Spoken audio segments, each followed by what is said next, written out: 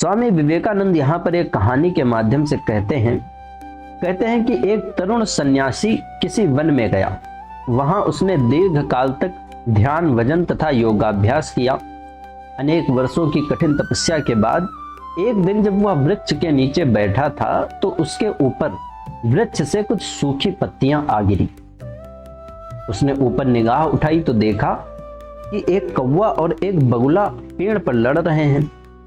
यह देखकर सन्यासी को बहुत क्रोध आया। उसने कहा, ये क्या, तुम्हारा इतना साहस कि तुम ये सूखी पत्तियां मेरे सिर पर फेंको। इन शब्दों के साथ सन्यासी की क्रुद्ध आंखों से आग की एक ज्वाला से निकली और वे बेचारी दोनों चिड़िया उससे जलकर भस्म हो गई। सन्यासी ने जब अपने में यह शक्ति देखी, सन्यासी बड़ा खुश हुआ। उसने सोचा, अरे वाह, अब तो मैं दृष्टि मात्र से कौवे और बगुले को भस्म कर सकता हूं। कुछ समय बाद भिक्षा के लिए वो एक गांव को गया। गांव में जाकर वो एक दरवाजे पर खड़ा हुआ और पुकारा, माँ, कुछ भिक्षा मिले।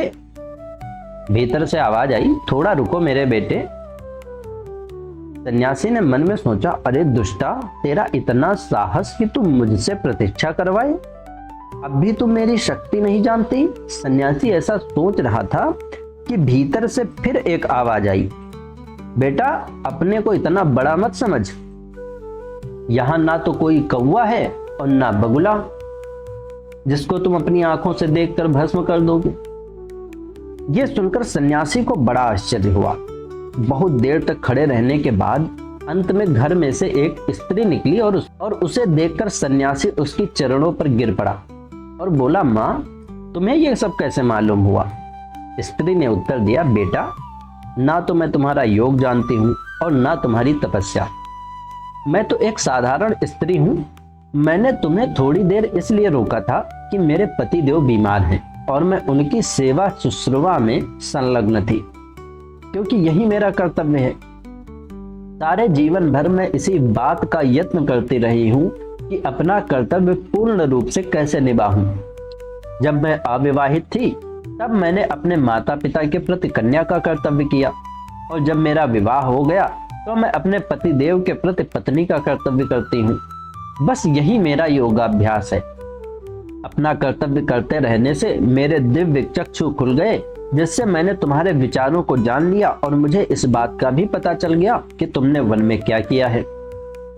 यदि तुम्हें इससे भी कुछ उच्चतर तत्व जानने की इच्छा है तो अमुक नगर में एक बाजार है, वहां पर जाओ और वहां पर तुम्हें एक व्याध मिलेगा। व्याध का अर्थ होता है कसाई। वह तुम्हें कुछ ऐसी बातें बतलाएगा जिन्हें सुनकर तुम बड़े प्रसन्न होगे। सन्यासी ने विचार किया, भला मैं उस शहर में उस व्याध के पास क्यों जाऊं?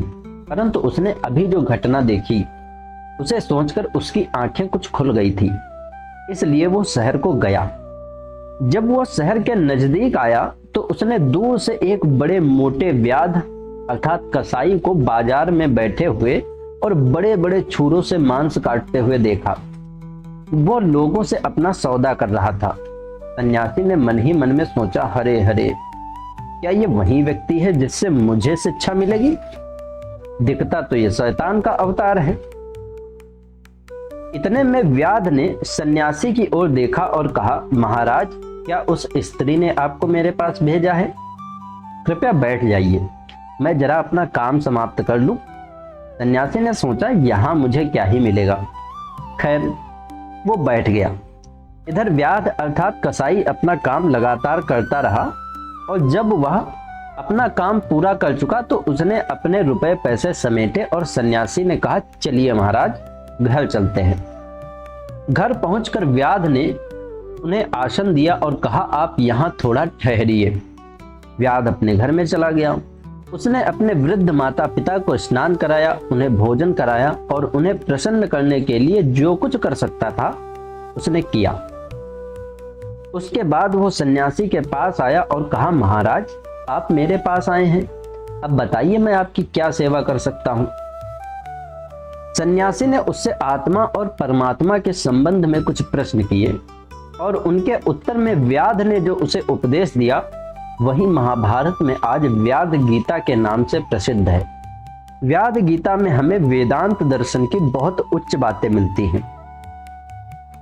जब व्याध अर्थात कसाई अपना उपदेश समाप्त कर चुका तो सन्यासी को बड़ा आश्चर्य हुआ और उसने कहा, फिर आप ऐसे क्यों रहते हैं? इतने ज्ञानी होते हुए भी आप कसाई का काम क्यों करते हैं? इतना निंदित और कुत्सित कार्य क्यों करते हैं? व्याध ने उत्तर दिया, वत्स, कोई भी कर्तव्य निंदित नहीं है, कोई भी कर्तव्य अपवित्र नहीं है। मैं जन्म से ही इस परिस्थिति में हूं, यही मेरा प्रारब्ध लब्ध कर्म है। बचपन से ही मैंने ये व्यापार सीखा है, परंतु इसमें मेरी आसक्ति नहीं है। कर्तव्य के नाते मैं इसे उत्तम रूप से किए जाता हूँ। मैं गृहस्थ के नाते अपना कर्तव्य करता हूँ और अपने माता पिता को प्रसन्न रखने के लिए जो कुछ मुझसे बन पड़ता है करता हूँ। ना तो मैं तुम्हारा योग जानता हूँ और ना मैं कभी सन्यासी ही हुआ। संसार छोड़कर मैं कभी वन में भी नहीं गया, परंतु फिर भी जो कुछ तुमने मुझसे सुना तथा देखा वह सब मुझे अनासक्त भाव से अपनी अवस्था के अनुरूप कर्तव्य का पालन करने से ही प्राप्त हुआ है। भारतवर्ष में एक बहुत बड़े महात्मा हैं जिन्हें पवहारी बाबा कहते थे। पवहारी बाबा एक प्रसिद्ध महात्मा थे। इनका आश्रम आपको उत्तर प्रदेश के गाजीपुर में देखने को मिल जाएगा। स्वामी विवेकानंद जी की कृत इनका एक संक्षिप्त जीवन चरित्र है जो हिंदी में रामकृष्ण मठ नागपुर के द्वारा प्रकाशित हुआ था। उसी के बारे में स्वामी विवेकानंद कहते हैं कि अपने जीवन में मैंने जितने बड़े बड़े महात्मा देखे उनमें से वे एक हैं। वे एक बड़े अद्भुत व्यक्ति हैं। कभी किसी को उपदेश नहीं देते। यदि तुम उनसे कोई प्रश्न पूछो भी तो भी वे उसका उत्तर नहीं देते। गुरु का पद ग्रहण करने में वे बड़े संकुचित होते हैं। यदि तुम उनसे आज एक प्रश्न पूछो और उसके बाद कुछ दिन प्रतीक्षा करो तो किसी दिन अपनी बातचीत में वे उस प्रश्न को उठाकर उस पर बड़ा सुंदर प्रकाश डालते हैं। उन्होंने मुझे एक बार कर्म का रहस्य बताया था। उन्होंने कहा, साधन और सिद्धि को एक रूप समझो, अर्थात साधना काल में ही साधन में ही मन प्राण अर्पण करके कार्य करो, क्योंकि उसकी चरम अवस्था का नाम ही सिद्धि है। इसका अर्थ क्या हुआ? इसका अर्थ यह है कि जब तुम कोई कर्म करो तब अन्य किसी बात का विचार ही मत करो। उस कर्म को उसे एक उपासना के बड़ी से बड़ी उपासना के बतौर करो और उस समय तक के लिए अपना सारा ध्यान, सारा तन, सारा मन उसी काम में लगा दो। और यही बात हमने उपरोक्त कथा में भी देखी है। व्याध एवं वह स्त्री दोनों ही अपना अपना कर्तव्य बड़ी प्रसन्नता से तथा तन्मय होकर किए और उसका फल ये हुआ कि उन्हें दिव्य ज्ञान की प्राप्ति हुई। तो इससे हमें यह स्पष्ट प्रतीत होता है कि जीवन की किसी भी अवस्था में कर्म फल में बिना आसक्ति रखे, यानी कि कर्म फल में आसक्ति अगर आपकी नहीं है, यदि कर्तव्य उचित रूप से किया जाए तो उससे हमें परम पद की प्राप्ति होती है। और कर्म फल में आसक्ति रखने वाला व्यक्ति अपने भाग्य में आए हुए कर्तव्य पर भिनभिनाता रहता है। अनासक्त पुरुष को सब कर्तव्य एक जैसे हैं, चाहे वो कसाई का हो या एक पंडित का हो। उसके लिए तो वे कर्तव्य स्वार्थपरता अथवा इंद्रिय परायणता को नष्ट करके आत्मा को मुक्त कर देने के लिए एक शक्तिशाली साधन है।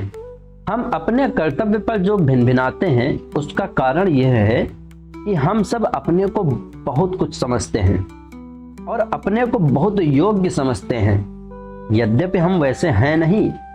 प्रकृति ही सदैव कड़े नियम से हमारे कर्मों के अनुसार उचित कर्म फल का विधान करती है, इसमें तनिक भी हेरफेर नहीं हो सकता।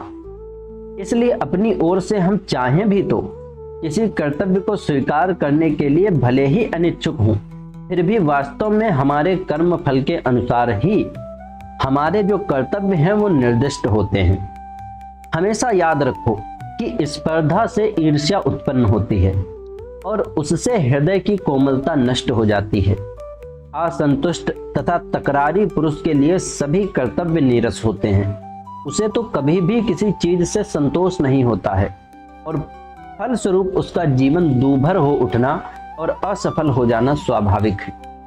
हमें चाहिए कि हम काम करते रहें, जो कुछ भी हमारा कर्तव्य हो उसे करते रहें, अपना कंधा सदैव काम से भिड़ाए रखें, और तभी हमारा पथ ज्ञान लोक से आलोकित हो जाएगा। तो मिलते हैं दोस्तों अगले वीडियो में। अगले टॉपिक में हम समझेंगे कि परोपकार में हमारा ही उपकार है। इस श्रृंखला से जुड़े रहने के लिए हमारे चैनल को सब्सक्राइब करें। बहुत बहुत धन्यवाद।